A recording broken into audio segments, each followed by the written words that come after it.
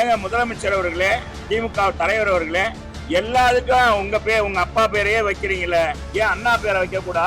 தந்தை பெரியார் பேரோட வைக்க கூடாதா? ஏதாச்சும் வச்சீங்களா அப்படின்னு நான் கேட்கிறேன். அண்ணாவை பேருக்கு சொல்றாங்களே ஒழிய இப்ப கலைஞர் படமே இல்ல, இப்ப கலைஞரவே மறந்துட்டாங்க. ஏன்னா அந்த வாரிசு அரசியல் தமிழகத்துல இருக்கக்கூடாது. மன்னர் பரம்பரையை ஒழிச்சுட்டோம், ஆனா கலைஞர் குடும்ப பரம்பரையை நம்ம ஒழிக்க முடியல.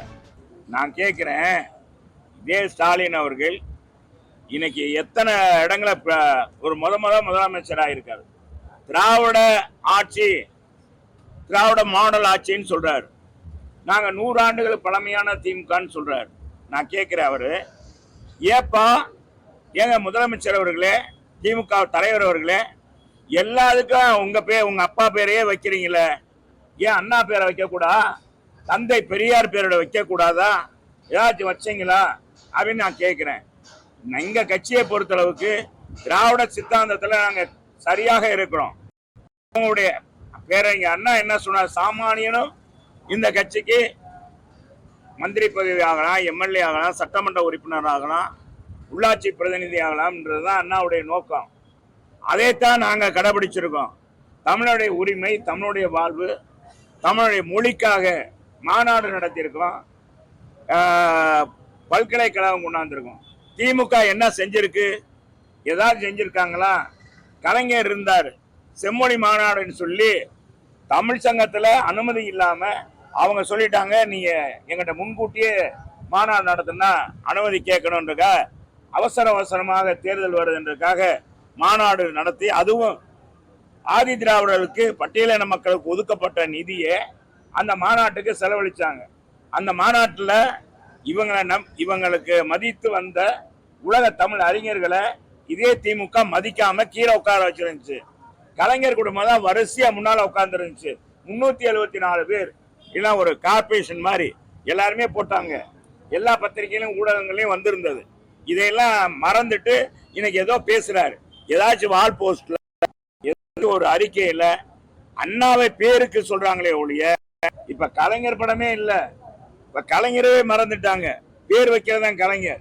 இப்ப பாத்தீங்கன்னா ஸ்டாலின், உதயநிதி இவங்க படம் தான் இருக்கு. இப்போ அண்ணாவெல்லாம் மறந்த. ஆனா எங்க கட்சி அப்படி இல்லை. எங்க புரட்சி தலைவர் அவர் சொன்னது மாதிரி அவர் தரிசி. ஒவ்வொரு தலைவனுமே தான் ஏற்றுக்கொண்ட தலைவனுடைய பெயரை தன்னுடைய கட்சிக்கு வச்சது இல்லை. தன்னுடைய கொடிக்கு அவருடைய திருவுருவ படத்தை அதை பொறித்தது கிடையாது. அண்ணாவுடைய படம் பொறிக்கிறதுனாலதான் இன்னைக்கு இருக்க 3ஆவது தலைமுறை இன்றைக்கு பிஞ்சு குழந்தை கூட அண்ணா கொடியை, அண்ணா திராவிட முன்னேற்ற கழக கொடியை தூக்கிட்டு போகும்போது அந்த படத்தை கேட்டா சொல்றாங்க. நாங்க கொள்கையில இருந்து மாறிபட்டிருக்கோன்னா இன்னைக்கு எவ்வளவு தூரம் முதலமைச்சருக்கு கருத்து, அவர் தூரம் எவ்வளவு தூரம் மாறி இருக்கிறாரு. சும்மா இதெல்லாம் ஏமாற்றுறதுக்காக நாடகம் என்பதை தெரிவிச்சுக்கிறோம். கைகோர்க்க நாங்க என்னைக்குமே திமுக என்ற தீய சக்தி என்பது எங்கள் தலைவருடைய, எங்க அம்மாவுடைய நோக்கம். நான் சொல்லிக்கிறேன். எனவே அந்த கட்சியை வேரோடும் வேரடி மண்ணோடும் ஒழிக்கிறது தான் எங்களுடைய எண்ணம், புரட்சி தலைவருடையது. ஏன்னா அந்த வாரிசு அரசியல் தமிழகத்தில் இருக்கக்கூடாது. மன்னர் பரம்பரையை ஒழிச்சிட்டோம், ஆனா கலைஞர் குடும்ப பரம்பரையை நம்ம ஒழிக்க முடியல. எனவே அந்த கட்சியை இன்னைக்கு அந்த கட்சி இருக்கக்கூடாது தமிழ்நாட்டுக்கு அப்படின்னு சொல்லித்தான் புரட்சி தலைவர் அம்மா வந்தாங்க. அந்த வகையில் குந்தம் கூட நெறி பிறகாமல் இன்னைக்கு எங்க புரட்சி தமிழர் எடப்பாடி அவர்கள் கழகத்தை இன்னைக்கு முன்னெடுத்து செல்கிறார். அதனாலதான் இளைஞர்கள் பட்டாளம் அதிகமாகி 2 கோடிக்கு இந்தியாவிலே 3 தமிழகத்திலே தனிப்பெரும் இயக்கமாக, உலகத்திலே 7வது பெரிய இயக்கமாக எங்க கட்சியை இவர் திராவிட முன்னேற்ற கழகம் திராவிடத்தின் சித்தாந்தத்தில் இல்லைன்னு சொன்னா நாங்க இல்லாம போயிருவோமா?